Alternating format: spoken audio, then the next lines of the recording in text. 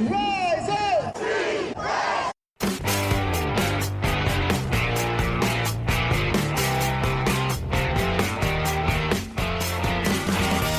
This is the Rise Up See Red podcast, all about the Arizona Cardinals and the NFL, featuring insider and outsider perspectives. Enjoy the best hour of Cardinals talk on the web. Now here are your hosts, Jess Root and Seth Cox.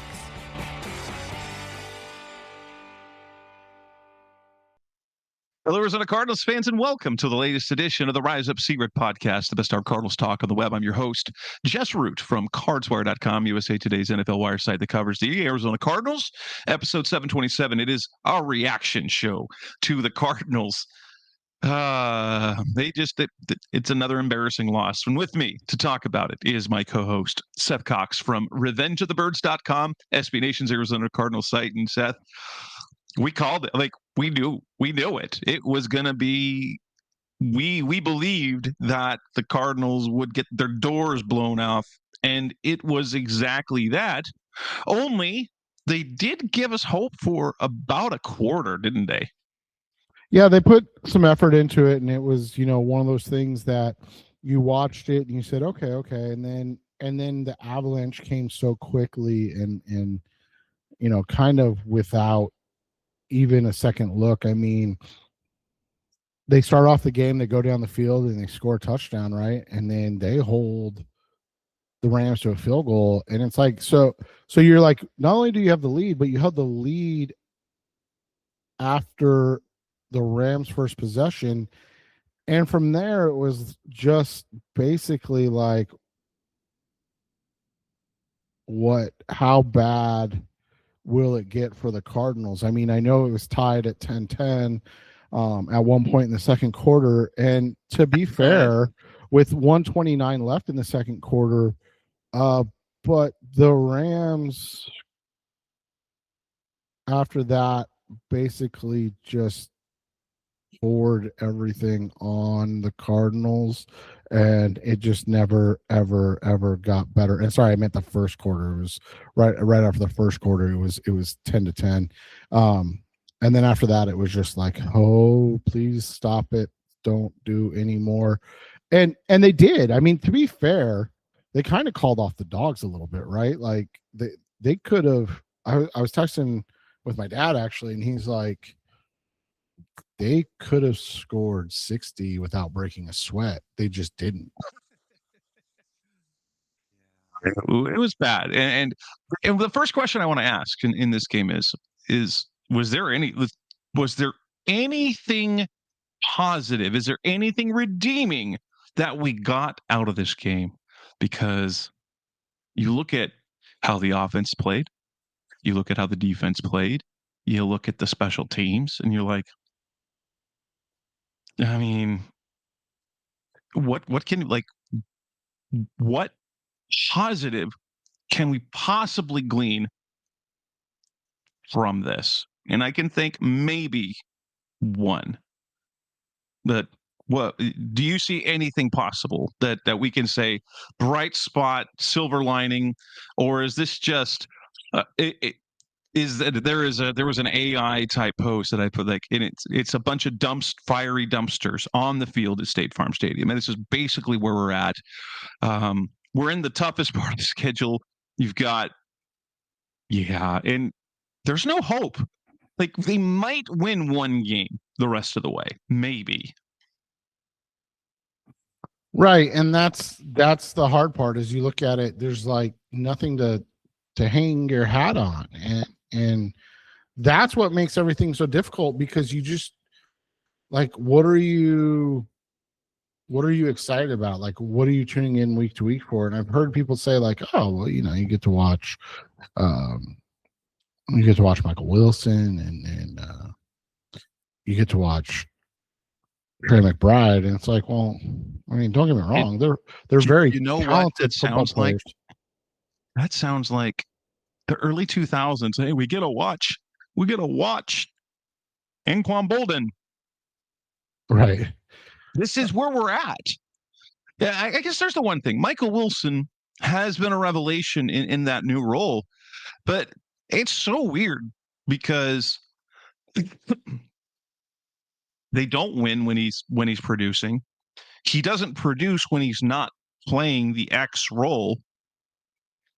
And whoever tends to be in the X role tends to produce. If we go now, Marv has had up and down games, but Jacoby is willing to just feed the ball to Wilson. And I'm going to say this. I'm sure part of it, I didn't break down any film on this. I would dare say there's a reason why Michael Wilson tends to be a little more open. Is because here's a lot more one-on-one coverage, because defenses don't think that they need to give Michael Wilson. They don't need to give their defender extra help to cover Michael Wilson, which means they're going to concede yards to him sometimes. Yeah, and that's just it. You know, you look at it in this game specifically. I mean, people were very excited. I mean, 11 catches, 142 yards, 2 touchdowns. You know, but 76 of those yards came when the Cardinals were already down 3 scores. And that's not to take anything away from it, but it's like, do you really like his long reception was 25 yards. He had, I think it was 32, but I could be wrong, total yards after the catch. They were basically like, okay, go ahead and throw him the ball. We'll tackle him, and let you guys run this clock as much as you want. And that's one of the things that you and I've talked about, unfortunately. Like, it's one of those situations where they've clearly, or teams have clearly gone in those in situations where the Cardinals are down by that much that they just are like, if you want to throw the ball to Michael Wilson, you know, 6 times for 72 yards or 76 yards, whatever it was, please, like, we don't care. And you look at the target numbers in his 3 games as the number 1 receiver, as the X: 18 targets, 15 targets, 16 targets. That's, I mean, what can you do about that? Like, and if we want to look at Marv's target numbers, his high was against Seattle with 12 targets, and only half of those were catchable. He was targeted 10 times against Dallas, 10 times against Seattle. So he's been against Seattle, he was targeted 22 times. And if we look at last season as a rookie, he hit double digits only 3 times all year, 10, 12, and 11. And so, like, it's very clear that something is different, because it's are we saying that when Michael Wilson plays that he's like, why isn't Marv targeted that much? Because it's not like Michael Wilson is taking targets away from him when he's playing the Z.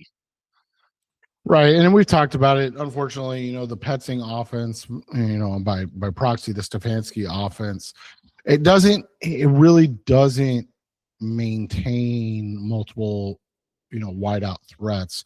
We'll skip this year, just due to, you know, the nature of who's on the team and everything like that. But go back to last year in Cleveland, Jerry Jeudy, 90 receptions for over 1,200 yards, right? And then the next guy was Elijah Moore, but he had 538 yards. That was in 17 games.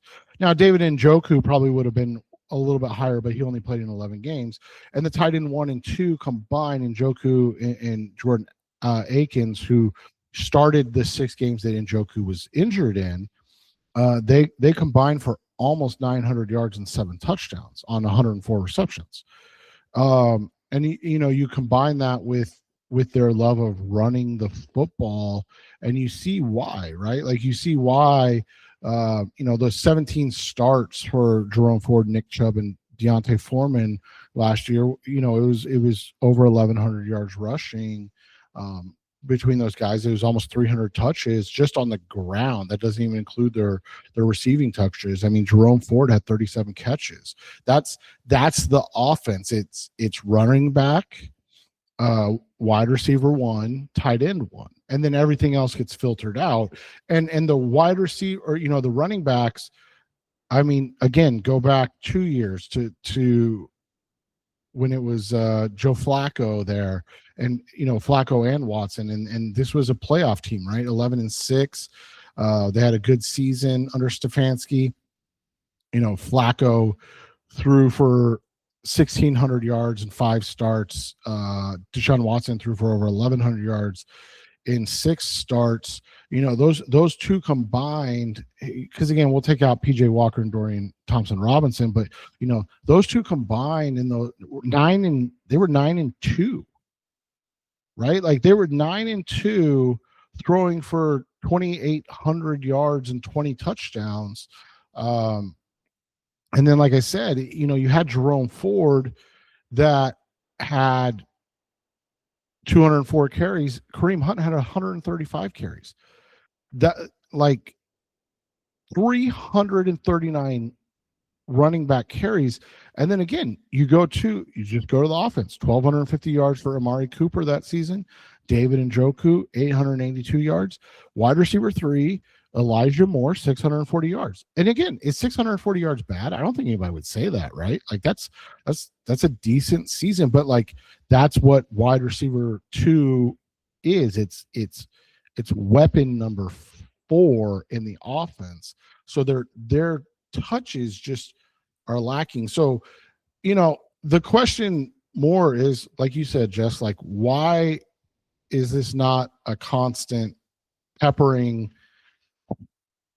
of Marv in the offense? But it seems like, you look at Michael's games without Marv, or with Marv, excuse me, 4-3-3-4-3. That's not terrible for a wide receiver 2, but the 4th option on team. Now, the little bugaboo is obviously that they don't have a running game. And so you would think that you'd be able to force more options to Michael in those situations, right? Because like outside of Tampa and Seattle, in those games where he only had 3 or 4 catches, he only had more than 5 targets twice. Once against Seattle, and then once against Tampa. But remember, Marv missed some time in that Tampa game with injuries, right? So, and that's the offense.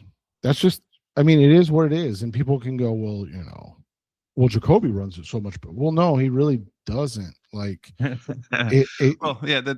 Let's talk some cold hard facts when it's coming up next to the Rises Here at podcast. Mr. Cardinals talking. Let's talk about the offense. What is it with the offense? We've talked about some of it, but there's more.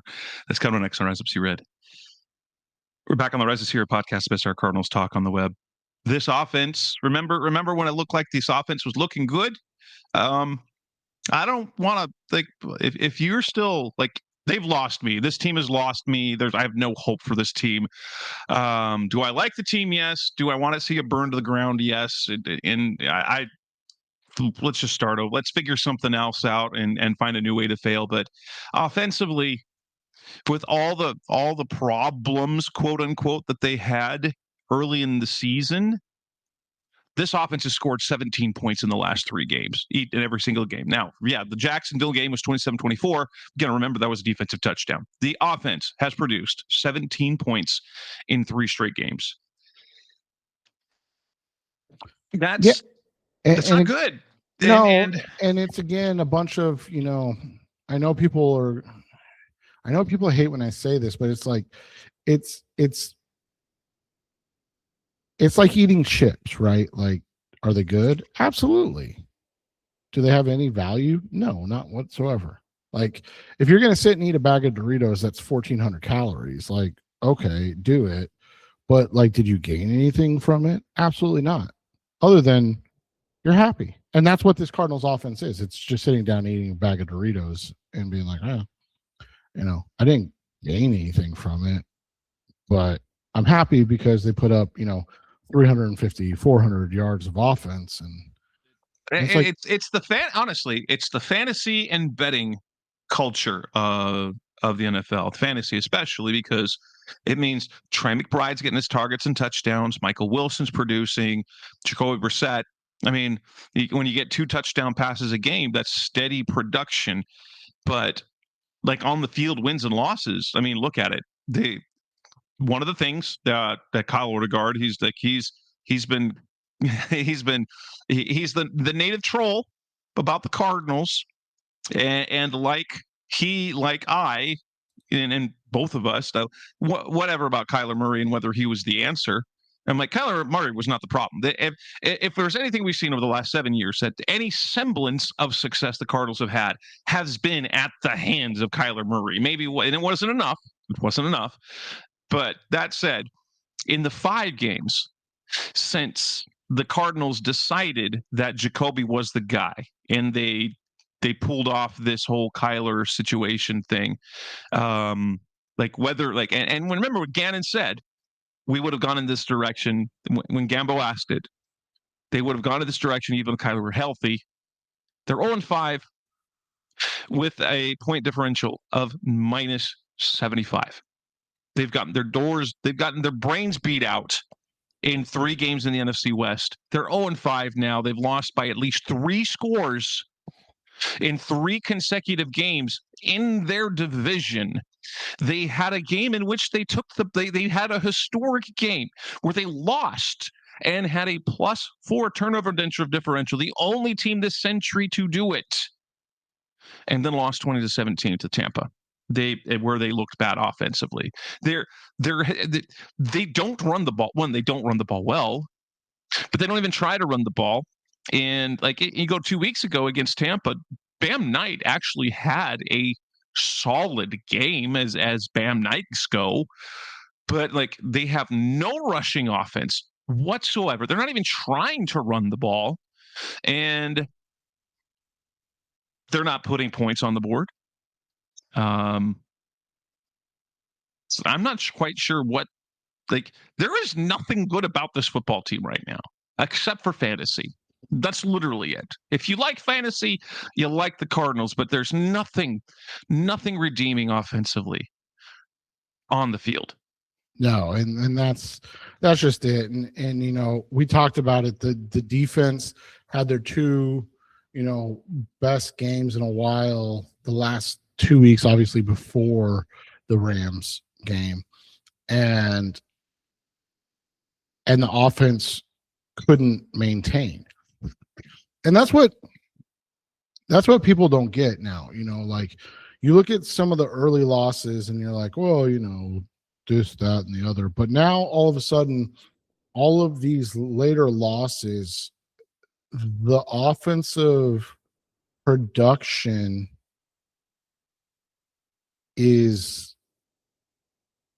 not good, and it's not efficient, and you're seeing it consistently not create positives and things of that nature. And so when you look at it from that, through that lens and what is happening, you just kind of understand that if this is what they want, then they're going to continue to have issues, because the reality is that it's just not going to be enough to sustain success. I mean, it's just not. Just like I said it to you before we started, this is watching the Cardinals right now. The way people are talking about it, they're like, well, what's redeeming about it? Well, we get to see Michael Wilson, we get to see Trey McBride, Jacoby Brissett throwing the ball around. We're literally describing the 2003 Arizona Cardinals, the 2003, 2004, 2005 Arizona Cardinals teams, which were horrendous. But you're like, but Anquan Boldin, Larry Fitzgerald, man, right? Right. And that's the hard part is like, again, I don't blame Jacoby. I don't blame Michael. I don't blame Marv. I don't blame Kyler. Like, this is the offensive scheme. And so it's interesting. What's been interesting is that they've shifted to the run or the passing based offense, right? Like you and I were talking about it before the show. You look at the last game. 77% of their offensive plays were pass attempts. Some of those resulted in the 3 sacks, but they dropped back 47 times. They ran the ball 14. And by the way, the drop back 47 or the ran 14 also includes 4 scrambles, because I don't think there's any design Jacoby There was run. one of his runs. One was designed. It was the one where he right before the field goal at the end of the half. And so 3 were scrambles. So realistically, again, we had a 50 drop back game from Jacoby.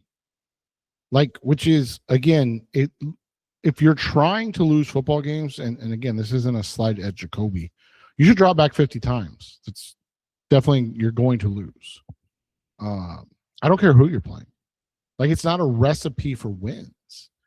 And it's no surprise that the only win that Jacoby has this season specifically was the game he attempted his least amount of passes. Like, I don't know if people understand how, football works and everything, but in all of Jacoby's starts, the least amount of passes he's thrown were the Dallas game where he threw 31, the Green Bay loss where, again, they had a chance, he threw 36, the Tampa Bay game where, again, they had plenty of opportunities, he only threw the ball 40 times. Like, when you're asking him to throw the ball 40 plus times, you're going to lose the game. It's going to happen. And that's why in games he's attempted more than 40 passes, they're 0-6. Now, to be fair, he's 1-7 overall, so it's not hard. But, like, it's just wild to me to think that, like, your offensive scheme as an NFL offensive coordinator is, what we should do is drop back Jacoby Brissett 50 times a game. Like, that's just a wild thing to do. It's an interesting use of free will as a football coach. Right. And it's just, and why, I don't know, man. It's crazy to me that everybody's thought process is, what are you going to do? Like, that's the best. He's now 2-11. He's 1-7 this year. He's 2-11 in his last 2 years, and he's now 20-41 in his career as a starting quarterback. And and on his 17 game average, 4-13 if you were to take that. But he protects the football relatively well. He did have the pick. Now, granted, wait, did he have a pick again? Yeah, he did have a pick in that game. Rams, yeah. Which means he's had a turnover in 3 of the last 4 games. He's turned the ball over 4 times in the last 4 games. But I mean, there's not much. This offense just doesn't make sense. How they've gone. Now, I get it, but we've gone to, when they were forcing the run at times early on in the season, to now just ignoring it completely. And then there are reasons why the offense has struggled. Like you can look at the loss of Connor and Benson. Okay, you can, and some of the difficulties in the passing game. You can also look to, and interestingly enough, something I've said multiple times this year is that, we might be able to, as bit a player as he is, Amari DeMarcado might just be kind of his removing him early in the season from that familiar third down role. That role went to Trey Benson, if everyone can remember that, because we went into this season and we expected that, well, Trey Benson was going to have a greater role. And while we thought that James Conner was going to have a reduced role, it did not happen. Instead, Benson replaced DeMercado completely. And as a result, if you look at those 4 games, when you can see that there were some offensive sputters. And, while Benson, I don't recall any glaring problems in pass protection. DeMercado happens to be the perfect running back for that role because he's generally a reliable pass catcher. He's great in pass protection, and he can bust big plays when given the opportunity. And between Connor being a step, just a touch not as good this year, having Benson in a role he's never played before, putting Isaiah Adams in the starting lineup where he was, well, Will Hernandez wasn't good when he played, but Isaiah Adams was abjectly bad for the first 4 games of the season. So you can see why some of that would have been an issue. And you put, and then DeMercado in that, had they had Michael Carter in the regular running back role and DeMercado in the third down role against Tennessee, guess what? The offense looked good for the first half. Obviously, DeMercado's botched play that led to problems. And since he's been hurt, things in the passing game, while they're still doing volume, like they're not scoring points. Yeah, and that's a weird thing to me that your third down back is seemingly a key to all of this. Well, and that's just what it is. I mean, it's missing key pieces all over, right? And when you do that, you become very one-dimensional. And like we've said over and over again, there's no reason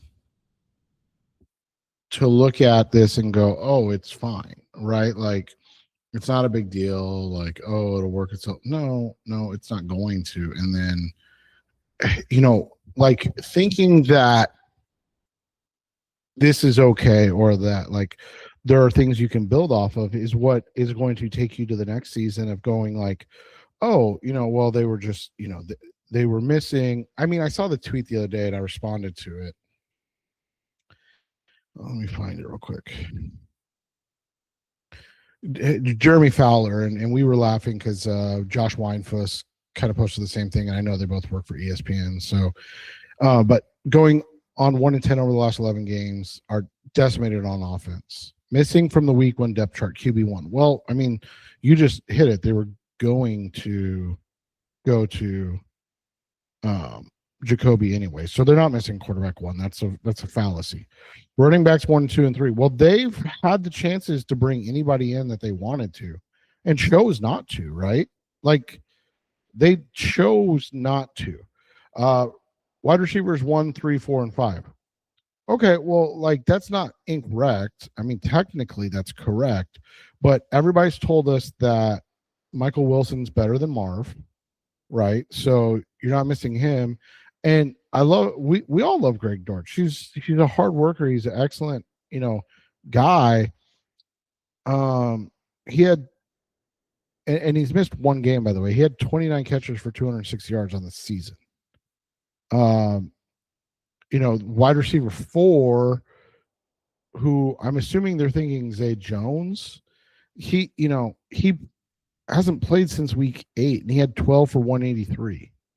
Like, you're talking about guys that average. You're talking about guys that averaged, less than 25 yards receiving a game, and you're making an excuse for them. By the way, Elijah Higgins has played every game. He only has 179 yards receiving, so it's not like these guys were going to make a difference. I mean, I know they point out Tip Ryman as well, and then left guard, right tackle, right guard 2. But like, so left guard is out. Evan Brown, okay. the right tackle that everybody wanted to replace, right? Like every single person, oh, Jonah Williams sucks. He's terrible. They need to be playing Kelvin Beachum. And then, right guard too, Will Hernandez. So now the backup right guard's out. So we're like, hey, look at their backup right guards out. It's just interesting to me. Like it's just interesting how bad that they have botched everything, but they're laying at injuries. But look at everything that Jacoby is doing. It's like they're setting it up right to run it back next year with Jacoby and a new OC. Yep. That's all it is. But now there's more to talk about. What's more garbage? Coming on next on the Rise of Rick podcast, best of Cardinals talk of the web. Let's move to the defensive side of the ball. What exactly is this defense? That's coming next on Rise Up C Red. We're back from the Rise Up C Red podcast, best of Cardinals talk on the web, talking about the defense. And we asked this question: what is this defense anyway? They don't cover. They don't stop the run. They don't pressure the quarterback. They don't create takeaways. What is this defensive unit even doing on the field? And it doesn't seem to matter what money they throw at the defensive line. They can't get production either.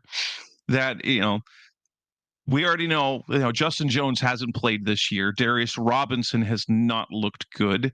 Walter Nolan can't stay healthy. Bilal Nichols, was injured to start the year, is injured now, and had personal stuff, and then was a healthy scratch. I mean, Calais Campbell's play has tailed off, but it's late in the season. He's 39 years old. Is there anything that this defense does well? Because when we look at the Rams game, 530 total yards, 249 rushing yards, 3 touchdown passes from Matthew Stafford. They couldn't stop Puka Nacua. 7 catches for 167 yards. They did. And Dante Stills was the only guy that hit Matthew Stafford, and that happened twice. The only 2 hits in the game. And the Cardinals only got their hands on 2 passes. There was zero good about that defense on Sunday. Yeah, and that's the hard part, right? There's just not a whole lot to write home about, and there's not a whole lot missing. And I think that's where the issue becomes such a thing, is that they spent so much money this offseason. I mean, you look at Baron Browning. I think he had as many quarterback hits and hurries as you and I did, right? Calais Campbell, same thing. Darius Robinson, same thing. Zayvon Collins, same thing. All of these guys. I don't even think Josh Sweat had a stat in this game. If I'm wrong, I apologize, but I don't even think he recorded. No, he didn't. There are 0 stats for Josh Sweat. So that's the thing. Dante Stills had 2 quarterback hits. That was their big. You know what's funny? When I saw that, I'm like, oh, when did those happen? Yeah, exactly. I don't remember them. And so that's the thing, is we can lament the offense all we want and how big of a problem it has been. But the reality is, a defensive coach that the GM then got a bunch of defensive players. The defensive players don't do anything, and it doesn't seem like the defense is well coached or well prepared. They're one of the worst tackling teams in the NFL. I'll have to go find that stat on Pro Football Reference. No offense to PFF, they use their own stats for that, but I use with the missed tackles thing, I tend to use the actual NFL's because it's more accurate.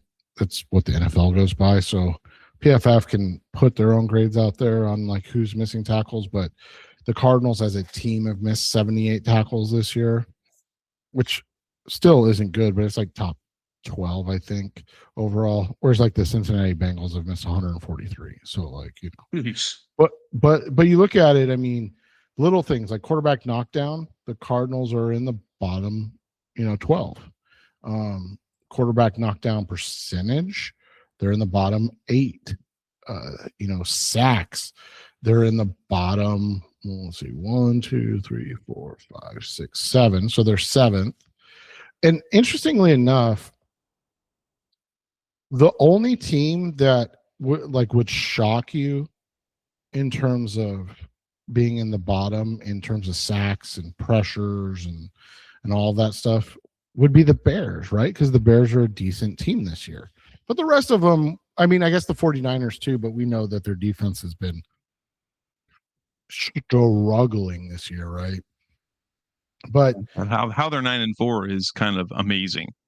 But the thing with the Cardinals that bothers everybody, and I think I speak for everybody when I say this, is that they just don't. I mean, they don't create pressures. They don't create hurries. They have like one of the worst hurry percentages. Obviously, we went over the pressures, the quarterback knockdowns. Like we went over all those numbers, right? And they're in the bottom, and then they're like league average in terms of blitzing. Slightly below league average in terms of blitzing and blitzing percentage. And it's like, well, don't you want to not, like, don't you want to create havoc at some point? Like, that's what I think gets Jess and I more than anything is like, it's not just that they don't do anything particularly well. It's that they don't change to do anything particularly well either. Like you're like, okay, what you wanted to do is not working. Let's make an adjustment, right? Like that would be the common sense thing. And they're like, no, we're cool. We're just going to do our thing. And you're like, wait, what? Like you're going to. The other thing they don't do, they don't even get teams to third down. No, that was the why. Oh man, that's such a great point, Jess. Like they don't even force them into third down plays. They had one third down. Like the Rams were on third down once in the first half. That is crazy. It is. That is crazy. It is. And like they don't, I mean, there's just nothing to hang their hat on. I guess they're technically top 10 in turnovers forced, right? Like that's thanks to the Jacksonville game. Hey, way to go, Trevor Lawrence. But I mean, you look at it, they're 7th overall in first downs allowed. They're top 10 in yards per play allowed. They're outside the top 10 in plays that they've allowed to be run, which is decent, I guess, right? They don't do anything well, and it's getting progressively worse week to week.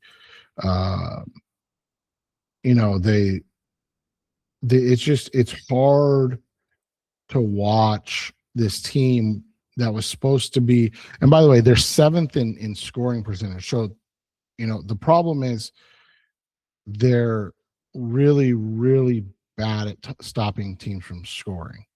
Like if the other team has the ball 45% of the time, that team's going to score points. That's not ideal. It's just not ideal. And so that's just it. Like you look at it, there's nothing redeeming about this defense, and this defense is what was invested in, right? That's what, and it was always understandably at the time, right? It was always be patient. They haven't invested in the defense. They were trying to fix the offense, blah, blah, blah. And you and I were catalysts in saying that, were we not? Like, hey, they haven't had an opportunity to spend a lot on the defense side of the ball because they were trying to do so much for the offense. And you saw it last year. The DVOA on the offense, the EPA on the offense, all of the advanced metrics on the offense were trending in the right direction. They were in the top 12 of offensive categories. And they were middle of the road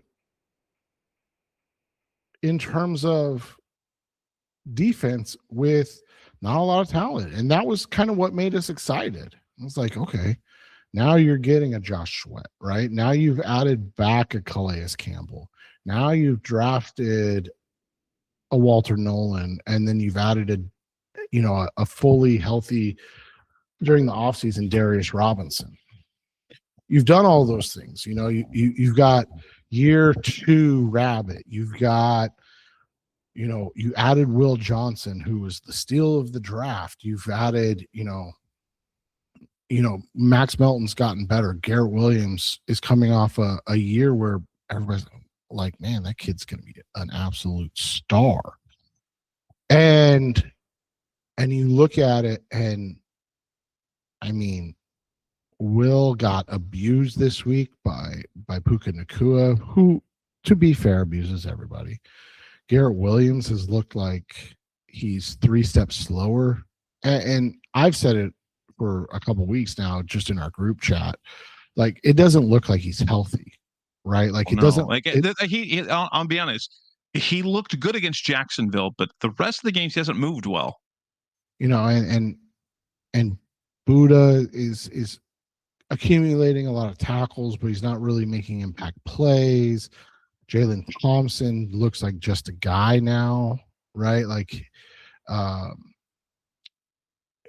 Calais Campbell's completely slowed down since that hellacious start to the season because he's having to be used too much. I mean, something you and I talked about, right? Like, oh gosh, since the Dallas game, he's got a half a sack. Like, he's just having to be used too much. I mean, his biggest play since the Dallas game was that tip ball that was it Garrett that picked it off in the end zone against Jacksonville. But, that's been like and so it's just hard, man, because there's nothing redeeming about this defense. And then it's like we're trying to be told to be excited about this offense because look at how many passing yards they have. And it's like, well, they just look terrible overall. I mean, they just do. Let's talk about the coaching now. Coming on next in the Rest of Sierra podcast, Mr. Cardinals Talk on the Web. What are we to believe with this coaching staff? What's coming? That's coming next on Rise Up Sierra. We're back on the Rise of Sierra podcast, Mr. Cardinals Talk on the Web. I don't know what, like, I will say this. Jonathan Gannon still seems to be respected and loved by players. But that's also because he's very quick to say, "Hey, we've got to coach, but we got to do this better." But I'm like, like he's saying, "Oh, we're going to get through to the other side." What do you mean you're going to get through? You're going to finish the season, like you're going to do that. But like nothing. What you're seeing, he says every week that they're getting out coached. I'm like, what's your job? Nick Rawlis today on Tuesday, he's like, hey, I left the game. I'm like, I didn't like the plan. Why didn't you like the plan? The Rams, you got film on film on film, and you can't come up with a plan that you like. Now, obviously, the results were bad, but you're saying, like, you're saying that against your division rival, you dropped the ball in terms of entire game plan? Come on. That's what the problem is, right? Is that it just feels like they are happy to pass the buck and be like, well, it just didn't work out. What are you going to do? Right. And like, and you just look at it and you go, this is kind of like a death rattle of like either, I don't remember if I said this before we came on air or on the air, but like a team that either knows that it's over or a team that's not worried because they know that they are coming back next year, which is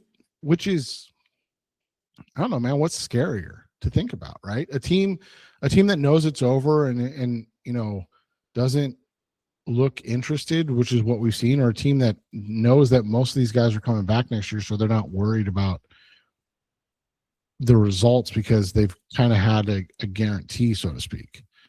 Like, how can you look at this team and say, let's run it back when this has been it's been like the Bears been unlucky, but you could look at last year being unlucky, and you're supposed to build on that. And not only did you not build, it fell apart. They haven't even been like close losses. Like you can't lose by 3 and 4 scores. Yeah, you can't be The outscored division 43-20 against in your division. You just can't. you can't give up 40 points every division game in the second half of the season. You can't go 0-5 in the division. You can't lose 10 of 11 games. This season, it feels at this point. Yeah. And if the coaches come back, this is the wild thing, because this year feels like 2012, 2018, and 2022. And in every single one of those seasons, the coach was gone. Well, and that's just what the question becomes is like, what, I mean, and we're just speculating. We don't know. So like, we're not trying to be insiders. We're not trying to do any of that stuff. From what we've heard, they're going to be back, but we don't know that for a fact. Like that's not anything that we're comfortable being like, oh yeah, they'll be back or anything like that. That being said, what, like, if you're going to me, Jess, you come to me and you go, Seth, what are the reasons that you should remain the head coach of this program? And I go, well, Jess, what I can tell you is that despite getting blown out in our final, we're assuming our final 4 division games, we're going to try harder next year. What do you sell the owner? Especially says we've got the right guys in the locker room. What does that mean? That means you don't have the right coaches. If you got the right guys in the locker room to get through it, what does that mean? You're 1-10 in your last 11 games. It's just wild to think that that's an okay way to look at things, and that they're supposed to just go, you know what, you're right. We're not going to worry about it. Cause just like, what is genuinely, like, what is the redeeming quality of this staff at this point? Like, I saw people the other day be like, oh, they're playing hard. I'm like, we're at that part of the Jonathan Gannon era. At least they're still playing hard. At least they're still playing hard. Well, like, there's no one on this staff. You're like, yeah, we don't want to lose him. Like people rave about Nick Rallis. I'm gonna tell you, like, what has Nick Rallis done in 3 seasons? He had a good average. Average obviously being the key word, season last year as the DC. And again, we looked at it and went, okay, it was average, but it was average because of XYZ, right? Like, it was average because of this. And they spent a lot of money on it. People talked about the pressure on Drew Petzing coming into this year, and sure there was. But you've got a guy that they say, oh, he's a defensive genius. And they threw a lot of money. They gave him players. They drafted players, and they stink out loud. And that's just it. Just like, again, you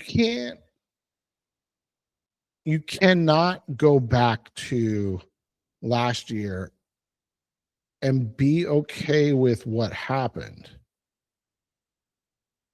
You look at some of these games just last year, right? Against the Commanders, over 400 yards of offense. Against the Packers, over 400 yards. The first or the second Green Bay game, over 400 yards. Against the loss to Seattle, over 400 yards. They gave up. But again, it was always like, oh, okay, it was, oh man, it's going to get better because they're going to improve. And so, like, it was almost wish casting, right? Like, it's expected that they're not going to be good because they lack talent.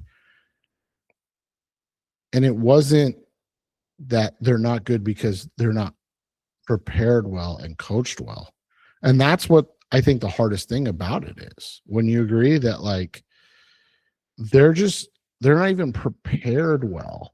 So you don't even feel like you're seeing anything or getting anything from them. There's no scrappy to this defense even.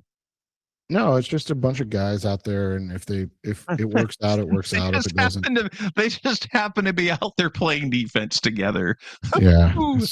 And so it's just getting to the point now where, like I said, there's just unfortunately nothing redeeming about this program at this point. And so you're looking at it through the same scope I am, Jess. What is the selling point to anybody for bringing them back? Genuinely, like, what is the selling point? Well, and even if they are coming back, I'm like, if we're scapegoating Kyler Murray and Drew Petzing, okay, trade Kyler, release Kyler, that's going to be Jacoby and some other quarterback. You're letting who's coming to work here? Who's going to be the OC that comes to work with Jonathan Gannon, with Jacoby Brissett?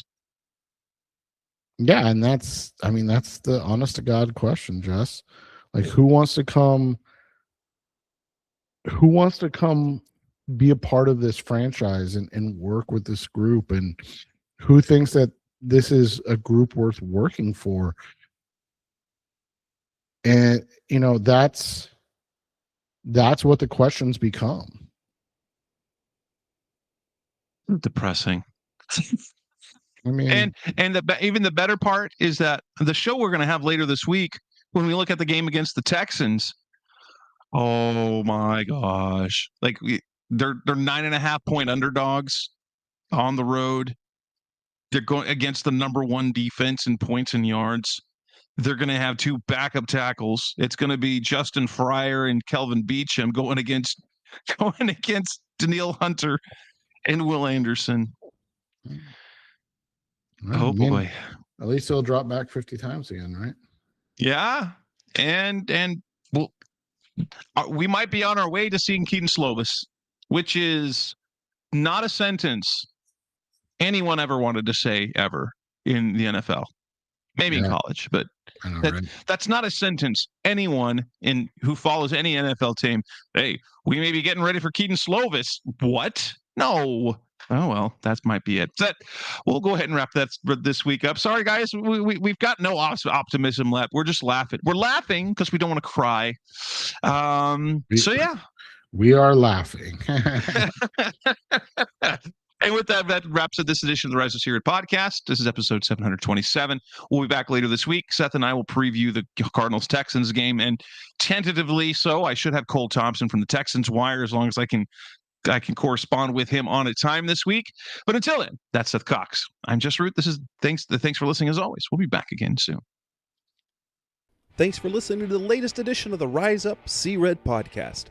Listen to previous episodes and subscribe to the show on Apple Podcasts, Stitcher Radio, Audioboom, or many other podcast platforms so shows are delivered directly to your mobile device. Please give the show a 5-star rating and always support the sponsors who support the show. We'll be back soon for the best hour of Cardinals talk on the web. Rise up, Red Sea, be Red, See Red, and of course, Rise Up, See Red.